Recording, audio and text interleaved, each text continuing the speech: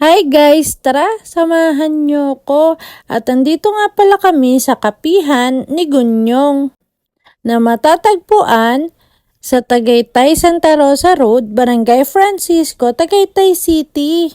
Medyo malayo nga ito from Trece Martires, pero dahil nga nagkikrave si boss ng caramel macchiato nila dito ay talaga namang dinayo nga namin ito. Kasama ko nga pala si Ella. Hello Ella!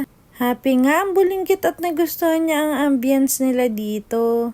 At syempre, ganun din nga ang nanay, kaya nakadami na naman ng pictures yan.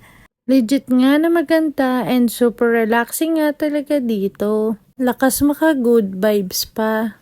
And look, sa baba naman ay meron ding mga iba't ibang paintings. And preskong area para magbanding kayo ng family mo and friends. At nag-order na nga po pala kami. Ito nga po pala ang menu nila. At after nga namin mag-pictorial ay dumating na nga po agad ang mga drinks namin. At syempre, craving satisfied na naman nga si Boss J. Try nyo na rin po dito. Ingat! Bye!